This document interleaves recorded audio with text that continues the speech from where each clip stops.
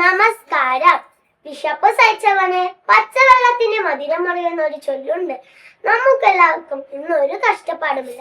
നല്ല നല്ല ആഹാരങ്ങളും നല്ല നല്ല വസ്ത്രങ്ങളും നമുക്ക് ആവശ്യ സാധനങ്ങൾ നമുക്ക് കിട്ടും. പക്ഷേ ഇതൊന്നുമില്ലാത്ത കുറേ കുട്ടികൾ നമുക്ക് ചുറ്റുമുണ്ട്. അത്തരത്തിലുള്ള ഒരു ബാലന്റെ കഥയാണ് ഞാൻ ഇന്നിവിടെ പറയാൻ പോകുന്നത്. എന്റെ കഥയുടെ പേരെന്താണെന്നോ? ആഗ്രഹം. പണ്ട് പണ്ട് ഒരു കൊച്ചു ഗ്രാമത്ത് ഒരു കൊച്ചു ഓലമെടഞ്ഞ ഒരു വീടുണ്ടായിരുന്നു. ആ വീട്ടിലാണ് ഈ കുട്ടി താമസിച്ചിരുന്നത്. ആ കുട്ടിയുടെ പേരെന്താണെന്നോ? കുട്ടൻ. കുട്ടന് നമ്മളെ പോലെ ആവശ്യ സമയത്ത് ആഹാരം ചോദിക്കുമ്പോഴൊന്നും കിട്ടില്ല.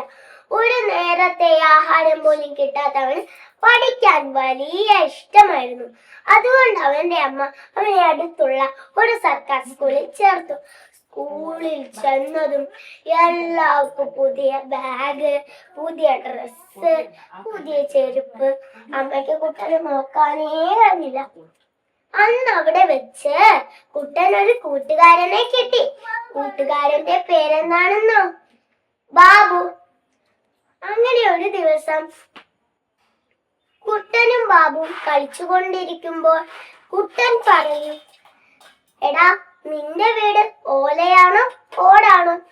അപ്പോൾ ബാബു പറഞ്ഞു, മാളികപ്പുറമുള്ളത്. കുട്ടൻ അതിശയിച്ചു, ഹേ, മാളികപ്പുറമുള്ള വീടോ? അതെന്താ? അപ്പോൾ ബാബു പറഞ്ഞു, നീ അതൊന്നും കണ്ടിട്ടില്ലേ? എന്നാൽ ഒരു ദിവസം നീ എന്റെ വീട്ടിലേക്ക് വരൂ, ഞാൻ നിന്നെ കാണിച്ചു തരാം. അങ്ങനെ ഒരു ദിവസം കുട്ടനും ബാബുവും ബാബുവിന്റെ വീട്ടിലേക്ക് യാത്ര തുടങ്ങി. വീട് കണ്ടതും കുട്ടൻ ഞെട്ടിപ്പോയി. കൊട്ടാരം പോലത്തെ വീട്. വാതില് തുറന്നതും ബോ ബോ. കുട്ടൻ പേടിച്ചു പോയി. അപ്പോൾ നോക്കുമ്പോൾ അതിനകത്ത് വേറൊരു വീട്. ആ വീട്ടിൽ വലിയ പട്ടിക്കുട്ടി. ആ പട്ടിക്കുട്ടിന്റെ മുന്നിൽ വലിയ പാത്രം. ആ പാത്രം നിറച്ചു ആഹാരം. കുട്ടന്റെ വായിൽ കപ്പലൂടി. അങ്ങനെ ഒരു ദിവസം കുട്ടൻ സ്കൂളിൽ ചെന്നതും ടീച്ചർ എല്ലാവരോടും ഒരു ചോദ്യം ചോദിച്ചു, നിങ്ങൾക്ക് ഭാവിയിൽ ആരാവണം? കുട്ടൻ ചാടി എണീറ്റു പറഞ്ഞു, എനിക്ക് ബാബുവിന്റെ വീട്ടിലെ പട്ടിക്കുട്ടിയായ മതി. അത് കേട്ടതും എല്ലാവരും പൊട്ടി പൊട്ടിച്ചിരിക്കും. പക്ഷെ ചിരി അധികം ഉണ്ടായില്ല. കുട്ടന്റെ അവസ്ഥ മനസ്സിലാക്കിയ കൂട്ടുകാരും മറ്റുള്ളവരും കുട്ടനെ സഹായിച്ചു. കുട്ടൻ പഠിച്ച് ഉയരങ്ങളിലെത്തി. കൂട്ടുകാരെ, നിങ്ങൾക്ക് ഈ കഥയിൽ നിന്ന് എന്ത് മനസ്സിലാക്കാം?